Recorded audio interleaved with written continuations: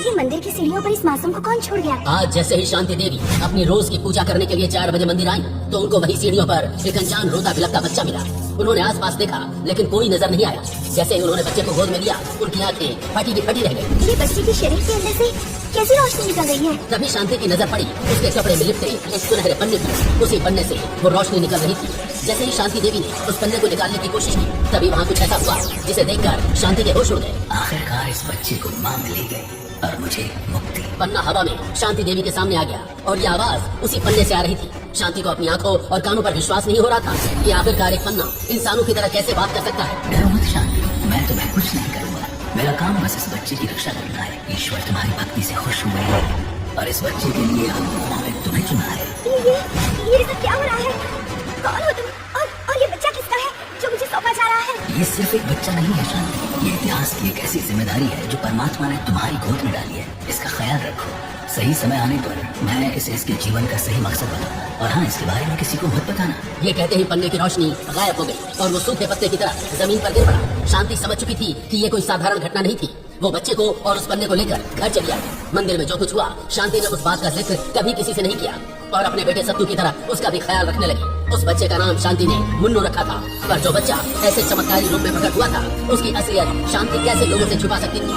अब धीरे धीरे मुन्नू बड़ा होने लगा और बढ़ने के साथ सामने आने लगी थी उसकी शक्तियाँ। एक दिन मुन्नू मोहल्ले के बच्चों के साथ क्रिकेट खेल रहा था। तभी वहाँ मुन्नू ने कुछ ऐसा किया जिसे देखकर सबके मुंह खुले के खुले रह गए। तो यार ये लास्ट बॉल है और जीतने के लिए 6 रन चाहिए। यार कमाल करता है कुछ भी। अपने दोस्त की बात सुनते ही मुन्नू ने मन ही मन प्रार्थना की, हे मालिक, काश ये छक्का लग जाए। जैसे ही मुन्नू ने ऐसा बोला मानो उसके बल्ले से बिजली निकलने लगी और जैसे ही बॉल मुन्नू के बल्ले को छुआ बॉल सनसनाते हुए किसी रॉकेट की तरह आग बरसाती हुई मानो अंतरिक्ष की ओर उड़ान भर गई और मुन्नू के हाथ में पड़े उस बैट की धज्जियां उड़ गई। सिर्फ हैंडल हाथ में रह गया। ये नजारा गांव वालों ने सिर्फ फिल्मों में देखा था। इसे हकीकत में देखकर मानो सब हिल गए। इतनी ताकत कहाँ से आई इस बच्चे में? बाकी लोगों की तरह मुन्नू को भी समझ नहीं आ रहा था कि उसमें अचानक से इतनी ताकत कहाँ से आ गई। मुझे तो पहले से शक था इसकी माँ इसे किसी तांत्रिक से लेकर आई है। बाहर फेंको इसको यहाँ से। ऐसा बोलते ही उस 6 फीट के लंबे चौड़े आदमी ने 8 साल के मुन्नू को मैदान से बाहर करना चाहा, पर मुन्नू ने जैसे ही उसे हाथ लगाकर रोकने की कोशिश की वो आदमी हवा को चीरता हुआ बहुत दूर जाकर गिरा। ये बच्चा है या बाहुबली? मुझे तो लगता है कोई काले जादू का खेल है। मुन्नू को देखकर लोगों का बुरा हाल हो रहा था और वहीं नन्ही सी उम्र में ये गाने सुनकर मुन्नू बुरी तरह सहम गया था और भागते हुए सीधा वहाँ से अपनी माँ शांति देवी के पास चला गया। माँ, देखो ना मुझे क्या हो रहा है। मेरे अंदर ये शक्ति कहाँ से आ रही है? मुझे बहुत शक्ति महसूस हो रही है। और आज तो सबने देखा मैंने क्या किया। जैसे ही शांति देवी ने मुन्नू को देखा उनको समझ आ गया कि मुन्नू जैसे जैसे बड़ा होगा उसकी शक्तियाँ लोगों के सामने आती रहेंगी। उनको मुन्नू को सबकी नजरों से बचा के रखना होगा। लगता है हमें ये गांव छोड़कर जाना होगा। अब हम यहाँ नहीं रह सकते। मुन्नू ने उस घटना के बारे में कई बार माँ से पूछा लेकिन माँ ने हर बार बहाने से बात टाल दी क्योंकि पन्ने ने उन्हें कहा था कि समय आने पर वो खुद मुन्नू को सब कुछ बताएगा। इस जानकारी से अनजान मुन्नू अब इस जिंदगी और दुनिया को ही अपना सच मान बैठा था। अब शहर बदलते बदलते मुन्नू 18 साल का हो चुका था और अपने कॉलेज की सबसे खूबसूरत लड़की रिया को अपना दिल दे बैठा था और आज वो उसे प्रपोज करने जा रहा था। तुम जैसे फटीचर भिखारी की गर्लफ्रेंड मैं बनूंगी? मैं रिया मल्होत्रा? ये तुमने सोच भी कैसे लिया? हाथ में 10 रुपए का गुलाब लेके तुम मुझे प्रपोज करने चले आए। हिम्मत तो देखो तुम्हारी। रिया, मैं तुमसे सच्चा प्यार करता हूँ। एक बार मेरी बात तो सुनो। अरे ओ रिया के दीवाने, एक बार खुद की औकात तो देख ली होती। जो लड़की BMW से नीचे नहीं उतरती वो तेरे इस 10 रुपए के गुलाब से पिघल जाएगी। यही गलतफहमी होती है तुम जैसे मिडिल क्लास लड़कों को। बड़े घर की लड़कियाँ तुम पर दया करके थोड़ा हंस बोल क्या लेती है? तुम्हारे तो पंख निकल आते हैं। मुन्नू के साथ बचपन से ही यह होता आया था। सब लोग उसे जलील ही करते थे, कभी उसकी ताकत के लिए, कभी नाजायज होने के लिए, कभी गरीबी के लिए और आज तो इन सब में उसका प्यार रिया भी शामिल हो गई थी। मुन्नू तो जानता भी है कि मेरा बॉयफ्रेंड कौन है? इस शहर के सबसे बड़े बिजनेसमैन सिंघानिया का बेटा कुणाल सिंघानिया। अगर उसे पता चला ना कि तुमने कोई ऐसी वैसी हरकत की है तो वो तुझे जान से मार देगा। रिया और उसके सभी दोस्त मुन्नू पर हंसे जा रहे थे और मुन्नू का दिल आज चूर चूर हो चुका था। वो बिना किसी से कुछ कहे वहाँ से निकल गया, मगर मुन्नू नहीं जानता था कि वो भले ही वहाँ से निकल गया हो पर एक तूफान उसका घर पर इंतजार कर रहा था जो मुन्नू की जिंदगी हमेशा के लिए बदल के रखने वाला था। क्या हुआ है मुन्नू भैया? आज आपका चेहरा इतना उतरा उतरा क्यों है? कुछ हुआ है क्या? मुन्नू अपनी बात सबको से शेयर कर ही रहा था कि अचानक दरवाजे पर नॉक हुआ।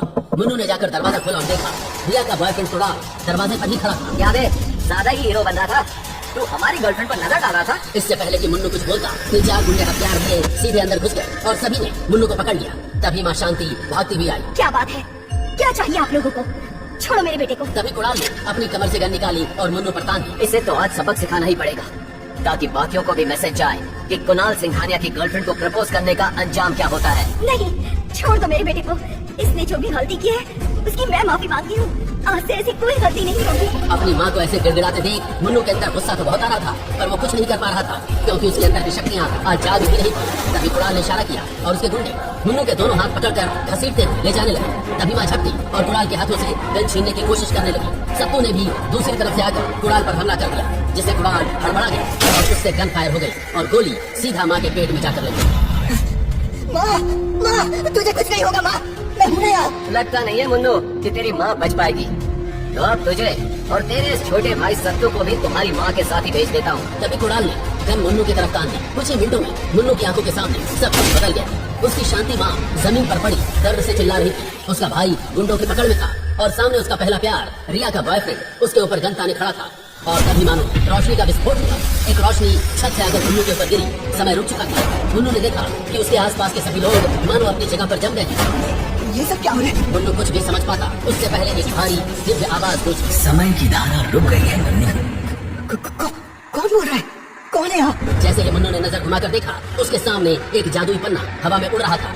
ये वही था जो शांति देवी को मंदिर में मुन्नू के साथ मिला था। ये कैसे हो सकता है? एक पन्ना इंसानों की तरह कैसे बात कर सकता है? ये सब क्या हो रहा है? मैं हूँ परमवीर का पहला पृष्ठ, जो माहेश्मती की भविष्यवाणी को पूरा करने के लिए तुम्हें माहेश्मती वापस ले जाने आया हूँ।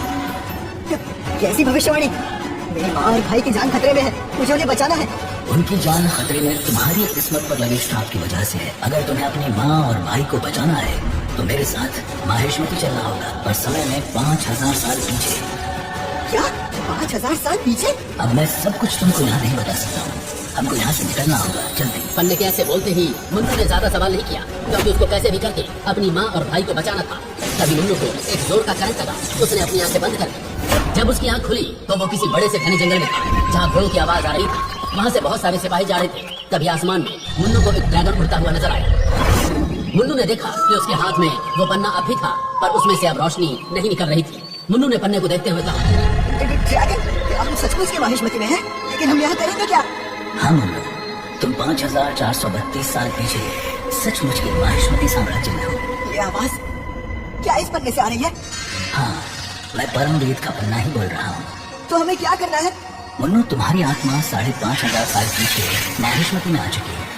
अब तुम्हें माहेश्मती के महेंद्र के शरीर में प्रवेश करना है। क्या कहा? आत्मा? इसका मतलब मैं मर गया क्या? नहीं मुन्नू, तुम्हारा शरीर 2025 में सुरक्षित है और रहेगा, लेकिन माहेश्मती में तुम्हारी आत्मा एक खास मकसद पूरा करने आई है। कैसा मकसद? क्या वो मकसद मेरी माँ की जान से बढ़कर है, जो 2025 में जिंदगी और मौत के बीच लड़ रही है? तुम्हें महेंद्र को और खुद को एक भयंकर श्राप से मुक्ति दिलानी है।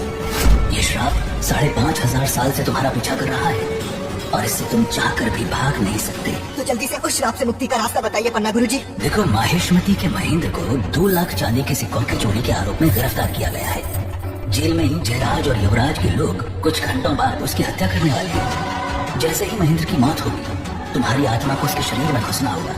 ये सब कुछ आज रात ही होगा। तो फिर इंतजार किस बात का है? पहुंचाइए ना मुझे जेल में। मैं तो एक आत्मा हूँ, इसलिए मुझे कोई देख भी नहीं सकता। जैसे ही महेंद्र मरेगा, मैं उसके शरीर में घुस जाऊंगा। जैसा कि पन्ना ने कहा था, महेंद्र को युवराज के भेजे हुए दैत्य अजूबा ने जेल के अंदर मौत के घाट उठा दिया और वहाँ से गायब हो गया।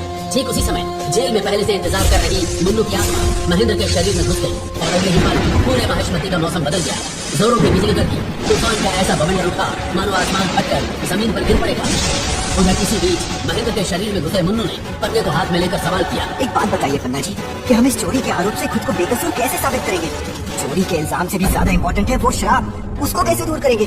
और कैसे 2025 में हम वापस जा पाएंगे? सबसे पहले तुम्हें इस जेल से बाहर निकलना होगा।